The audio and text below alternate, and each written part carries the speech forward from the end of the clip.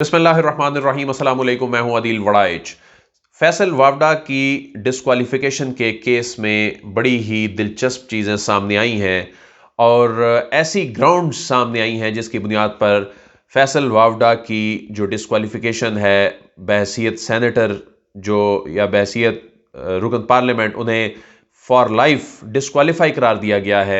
इसमें उन्हें बड़ा रिलीफ मिल सकता है क्योंकि इलेक्शन कमीशन ऑफ पाकिस्तान का जो फैसला आया है वो एक जानिब और दूसरी जानिब सुप्रीम कोर्ट ऑफ पाकिस्तान के दो फैसले, एक जस्टिस साकिब निसार साहब ने फैसला दिया था, उन पर मुश्तमिल बेंच ने फैसला दिया था, और एक जनाब जस्टिस उमर अताब बंदयाल साहब, जस्टिस मुनीब अख्तर और जस्टिस याया अफरीदी पर मुश्तमिल बेंच ने एक फैसला दिया था।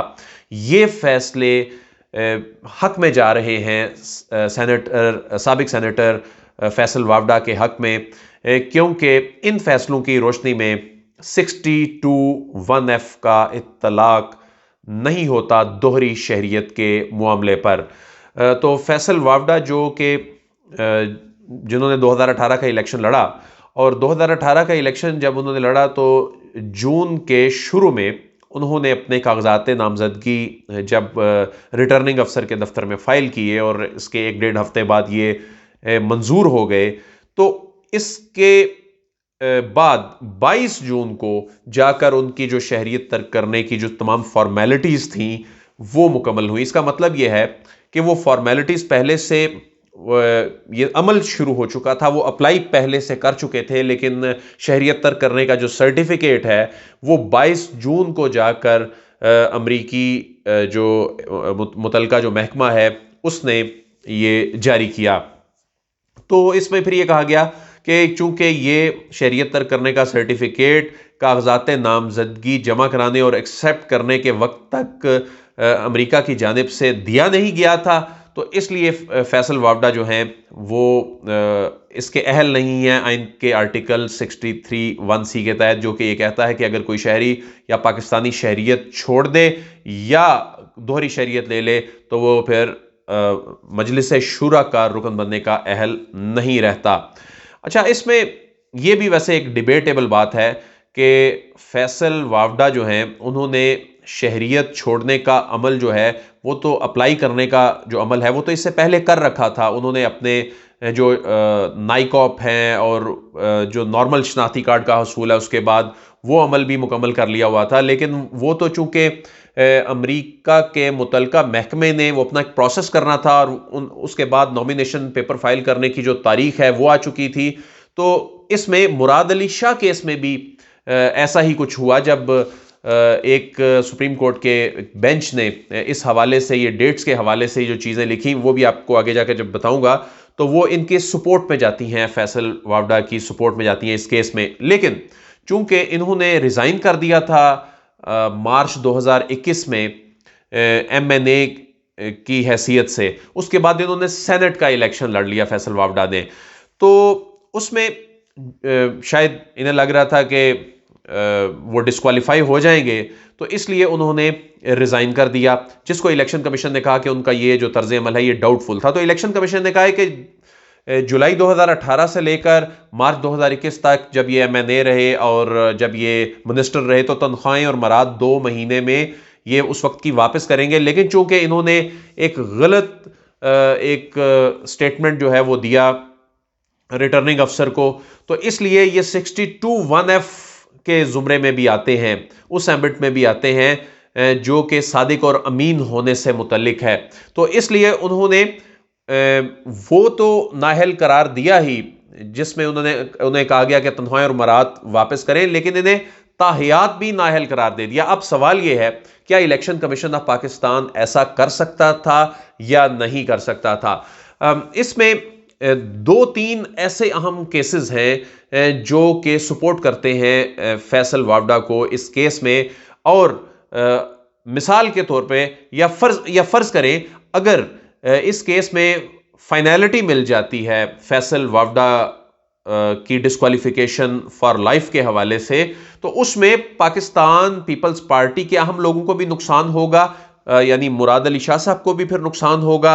यही अगर प्रिंसिपल जो है फाइनलिटी इख्तियार कर जाता है, और इसमें साबिक वजीर आजम शाहिद खाकान अब्बासी साहब की हमशीरा जो है सादिया अब्बासी, उनके केस पर इतलाक होता है, तो फिर नून लीग के भी बहुत से लोगों को इसमें नुकसान होगा।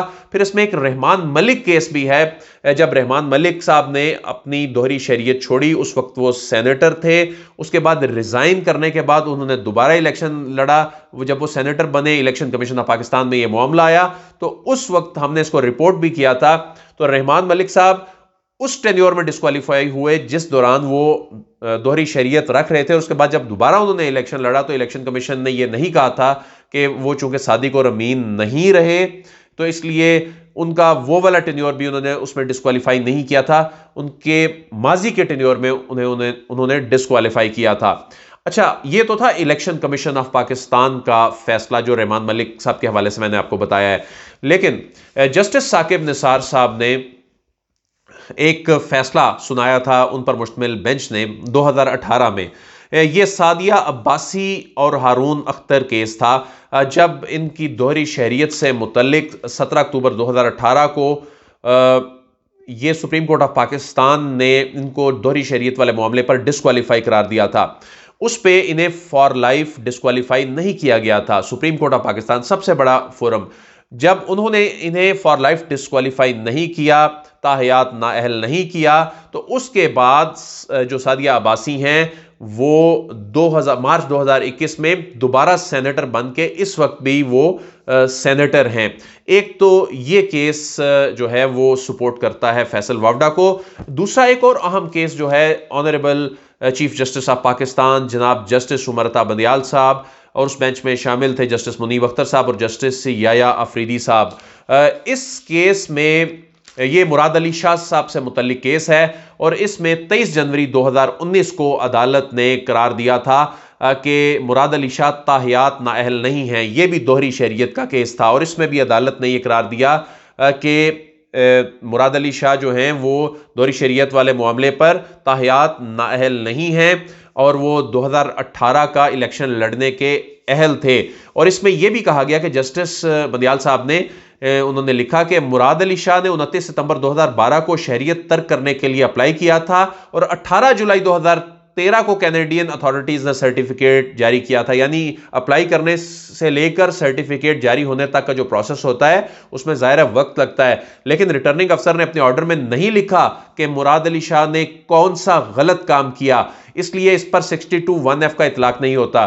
तो यही आर्गूमेंट अगर देखा जाए तो फैसल वावडा ने भी जब जो शरीयत तर्क करने का सर्टिफिकेट है वो अप्लाई किया, तो वो यकीनन कागजात नामजदगी जो कि जून के शुरू में उन्होंने सबमिट करवाए, उससे पहले ये उन्होंने सारा काम शुरू कर दिया था, उन्होंने ये अप्लाई कर दिया था। उसके बाद मुतलका जो महकमे होते हैं वो टाइम लेते हैं, उसमें महीनों लग जाते हैं, शरीयत एक दिन में तो तर्क नहीं होती।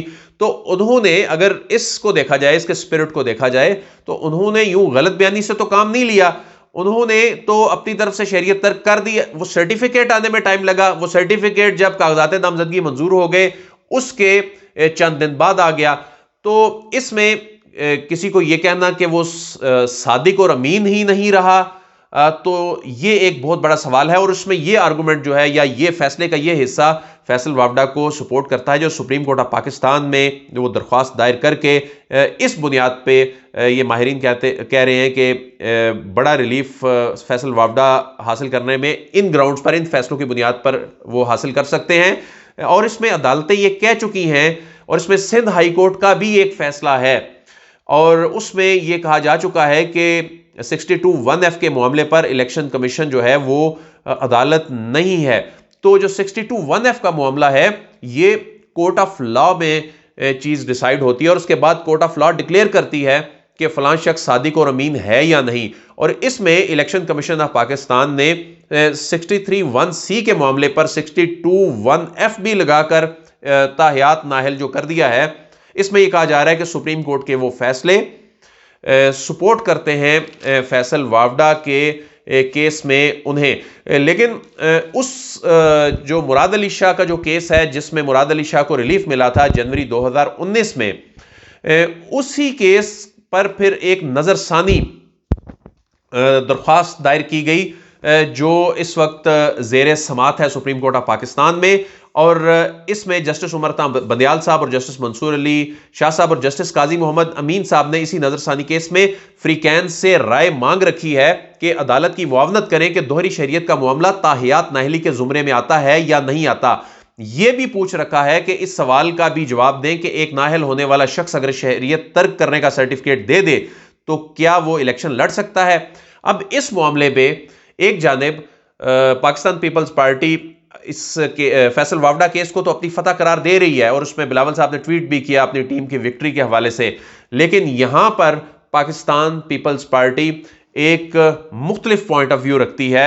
यकीनन उनके वजीर आला मुराद अली शाह का मामला है और यहां पर वो यही कह रहे हैं और यही कहेंगे कि जी ये ताहियात नाहली के जुमरे में नहीं आता। अगर यहां ये ताहियात नाहली के जुमरे में नहीं आता, अदालत ये नजरसानी में अगर कोई जो फैसला आता है तो उसका इतलाक फिर सब पर होगा। तो इसमें वहां कुछ और मौकफ है पाकिस्तान पीपल्स पार्टी का, यहां कुछ और है। PMLN के अपने लोग भी फिर इससे मुतासिर होंगे। बहुत से ऐसे लोग जिन्होंने शरीयत तर्क करने के बाद वापस आकर फिर इलेक्शन लड़े, पार्लियामेंट का हिस्सा बने, असम्बलियों का हिस्सा बने, फिर उन पर भी ये इत्तलाक होगा। तो ये केस दिलचस्प मरहले में दाखिल हो चुका है और इसमें अदालती जो नज़ीरें मौजूद हैं वो फैसल वावडा को सपोर्ट कर रही हैं। और जाहिर है जब इलेक्शन कमीशन ऑफ पाकिस्तान हो एक जानिब और दूसरी जानिब सुप्रीम कोर्ट ऑफ पाकिस्तान जैसा बड़ा फोरम या हाई कोर्ट्स हो तो फिर इनके फैसले प्रिवेल करते हैं और इन्हीं की बुनियाद पर फिर आगे, इन्हीं नज़ीरों की बुनियाद पर आगे फिर जजमेंट्स जो हैं वो आते हैं या उन पर फैसले होते हैं दरख्वास्तों पर। तो ये बड़ी डेवलपमेंट थी जिससे मुतालिक आपको आगाह किया। मजीद अपडेट आपको इस हवाले से रखेंगे। अदील वड़ाइच को इजाज़त दीजिए, आपसे फिर मुलाकात होगी। अल्लाह हाफिज़।